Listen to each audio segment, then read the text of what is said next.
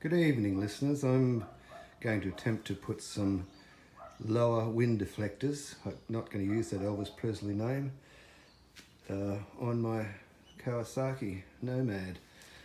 I'm getting heaps of wind through underneath here, as those people who with screens would know. Oh, there's me. And I priced them to buy them here in Australia, and they're $550.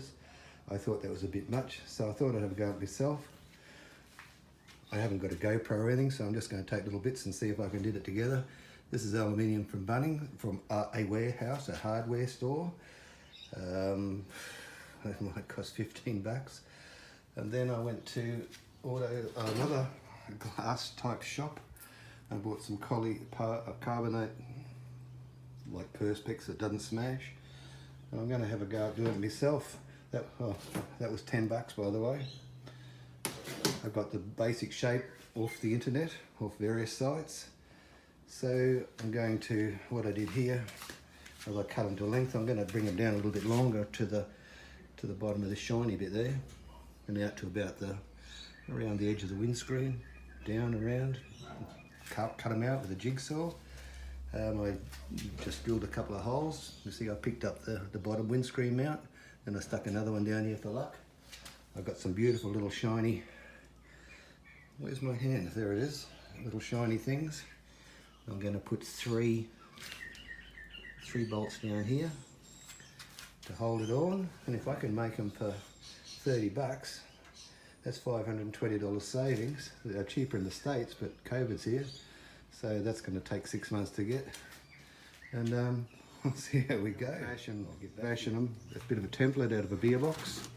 I think any beer box would do, just to cut a little bit of a shape and see what it looks like before I start holding into the good stuff. To the right width out of my beer box.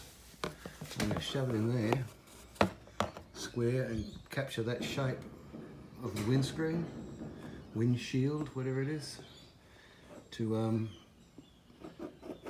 so it looks pretty when it goes up. Probably round it off at the corner, so something like that. I'm going to draw that and chop that one first. Made a few lines and found a shape that I'm quite happy with.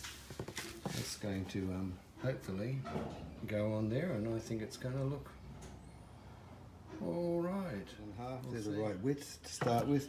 Use the jigsaw. If you're going to use it, use a really fine steel blade in it so it doesn't chip. This is a 4.5 mil. The windscreen's 4 mil. If this paper starts peeling, put a bit of masking tape over it, save it chipping. Now, I only just learnt all this from the glass man, and I just revved the jigsaw just a little bit, because you get it too hot, apparently it melts on. So if you're going to use an angle grinder or something like that to smooth it out, it's not much good. I'm going to use a palm sander, something like this, and that goes a bit slower. I'll cut some shapes. There we go. We've got them nicely cut out. Actually, one template does all, because you turn it over, don't you? I've sanded it, rounded off. I think that they're pretty good, and make sure, of course, you always wear your safety boots on this sort of job. Anything could happen. I'll take the paper off last, of course, and I'm going to drill some holes. Put the bracket on. So I haven't got the paper off yet. That'll be the last thing I do, in case I scratch it. I've been working with it on my old bit of cardboard here that I use for the jig, just so I don't scratch anything every time it's on the bench. And I think that's looking kind of swish. On either side of that, I reckon that's going to be a beautiful thing. Should do the job. It looks like it sort of follows suit. I'll take that clear off. I'm thinking if it doesn't look a good clear, like if I can see that aluminium, I might paint them black on the back side, because it's definitely not chrome, but it really doesn't look too bad. We'll just have to see what it looks like, I guess, but yeah, that's kind of looking like it. Roughly mounted up. I'll finish them off now and take it for a run tomorrow. And we'll see what the finished product looks like, and if it works. I think they look great. Out on the back roads trying these deflectors out, and I can honestly tell you they work fantastic. Remember how I put them on?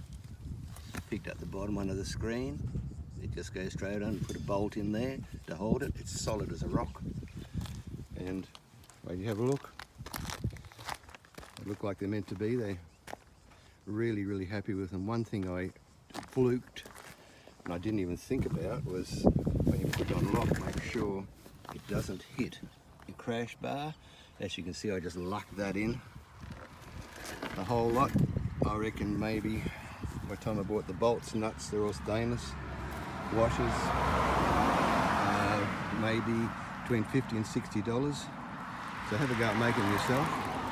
It was pretty dead easy. I'd say probably 3 hours all up, with probably an hour and a half of that thinking about shapes and templates and stuff. Screen position, a lot of talk about screen position. I've had this 1700 probably not even 2 months, and I was forever putting it up, putting it down, taking it off, trying to get the right height, until I worked out that it was coming from underneath down there. Now I have it all the way down.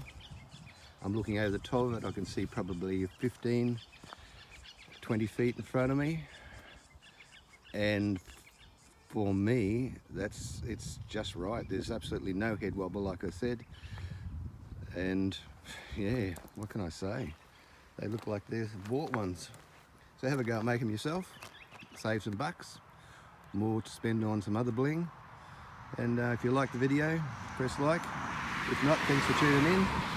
And yeah, see you guys. Bye.